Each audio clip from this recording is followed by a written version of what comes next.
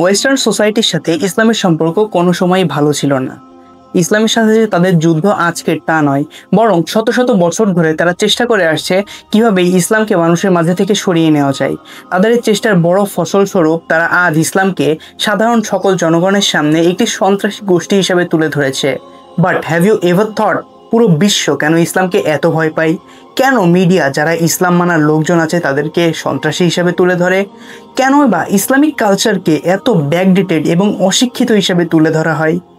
এগুলো কি শুধুই ধর্মের কারণে, নাকি এর পেছনে রয়েছে খুব বড় সূক্ষ্ম কিন্তু গভীর এক গেম প্ল্যান? আজকে সেটাই জানবো বিস্তারিত।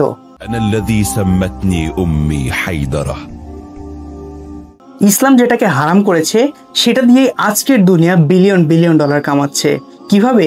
ধরো শুধু অ্যালকোহল যেটাকে ইসলাম হারাম করেছে, বিশ্বজুড়ে এর মার্কেট শুধুমাত্র 2024-এই দাঁড়িয়েছে $350 বিলিয়ন। অথচ ইসলাম বলে এর এক ফোঁটাও হারাম। এখন যদি মুসলিমরা সত্যিকার অর্থে ইসলাম মানা শুরু করে, তবে এই গ্লোবাল যে অ্যালকোহল ইন্ডাস্ট্রি তারা টিকবে কিভাবে?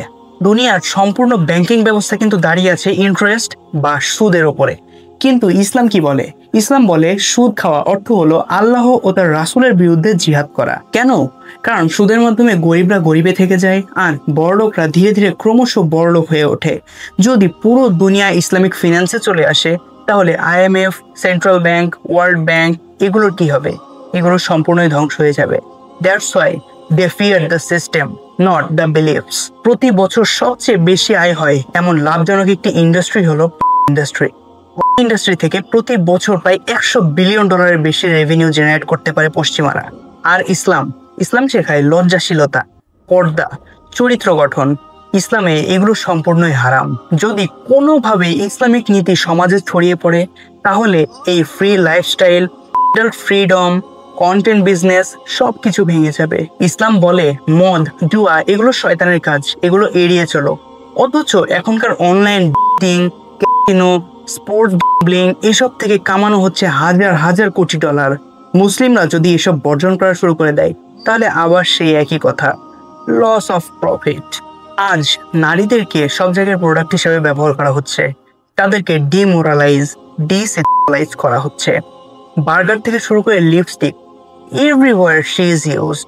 অথচ ইসলাম বলে নারীরা সম্মানের প্রতীক, নারীরা কোনো বস্তু নয়। অথচ এই কথাটা যদি সিরিয়াস ভাবে একবার ছড়িয়ে পড়ে, তাহলে কত কত company, brand, fashion industry, cinema industry ধসে পড়বে জানো? আরেকটা জিনিসকে তারা খুব বেশি ভয় পায়, সেটা হচ্ছে মুসলমানদের ইউনিটি বা একতা। যদি কোনো কারণে মুসলমানরা এক হয়ে যায়, তবে তাদের হাত থেকে তাদের অয়েল ইন্ডাস্ট্রি, রিসোর্সেস, সব ধরনের বাজার, সব ধরনের লাভজনক ব্যবসাগুলো হাতছাড়া হয়ে যাবে। কেন? কারণ মুসলমানরা যুগের সূচনা থেকে শাসক ছিল, শোষিত নয়। ইসলাম কেবল নামাজ রোজার মাঝেই সীমাবদ্ধ নয়। ইসলাম একটা লাইফস্টাইল, একটা সিস্টেম যেটা দাঁড়িয়ে আছে ইনসাফ, সংযম আর সত্যের ওপর। আর ওদের সিস্টেম দাঁড়িয়ে আছে মিথ্যা, সুদ, ব্যবসা আর ভোগবিলাসের ওপর। তাই তো ইসলাম যদি কোনোভাবে টিকে যায়, তবে ওদের সম্পূর্ণ সিস্টেম ভেঙে পড়বে। আজ তোমাকে বলা হয় তুমি মুসলিম, তুমি ব্যাকডেটেড, তুমি আউটডেটেড, কিন্তু ওদের আজকের মডার্ন যে আধুনিক সভ্যতা, সেটাকে প্রশ্ন করার ক্ষমতা রাখে তোমার ইসলামিক লাইফস্টাইল। তাই ওদের ভয় শুধু ইসলাম ধর্মে নয়, মুসলমানদের আদর্শে। ওরা ইসলামকে ভয় পায় কারণ ওরা জানে ইসলাম প্রশ্ন করে, ইসলাম বাধা দেয়, ইসলাম রুখে দাঁড়ায়। আর যদি কোনো একবার ইসলাম প্রতিষ্ঠিত হয়ে যায়, ইসলামী খেলাফত প্রতিষ্ঠিত হয়ে যায়, তবে ওদের শত শত বছরে ওরা চেষ্টা করলেও শত শত ট্রিলিয়ন ডলারের ব্যবসা, শত শত ট্রিলিয়ন ডলারের সিস্টেম নিজেদের হাতে আর ফিরিয়ে নিতে পারবে না। ওরা ইসলামকে ভয় পায় কারণ ওরা জানে যে ইসলাম শুধু একটা ধর্ম নয়, ইসলাম ওদের সম্পূর্ণ সিস্টেমকে পেরেক ঠুকে দিতে পারে। আর আমাদের অডিয়েন্সদের প্রতি একটা অ্যানাউন্সমেন্ট, টেলিগ্রামে আমরা একটি প্রাইভেট চ্যানেল এবং প্রাইভেট কমিউনিটি খুলেছি, যেখানে আমরা সবাই মিলে মিথ্যার বিরুদ্ধে লড়ে যেতে থাকব। যেখানে আমরা সবাই মিলে এই মিথ্যা সিস্টেমের বিরুদ্ধে কাজ করে যাব।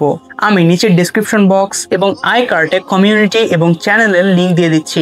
অবশ্যই জয়েন হয়ে থাকবেন যাতে সেখানকার রেগুলার আপডেটস আপনি মিস না করেন। সেই সাথে এই চ্যানেলটিকে অবশ্যই সাবস্ক্রাইব করে রাখবেন। আমি ইউটিউব অ্যানালিটিক্সের রিপোর্ট পেয়েছি যে আমার অডিয়েন্সদের মধ্যে 70% মানুষ এখনো আমার চ্যানেলটিকে সাবস্ক্রাইব করেননি। আপনাদের কাছে অনুরোধ থাকবে চ্যানেলটি সাবস্ক্রাইব করে আমাকে সাপোর্ট দেওয়ার জন্য। আজ এই পর্যন্তই। ধন্যবাদ।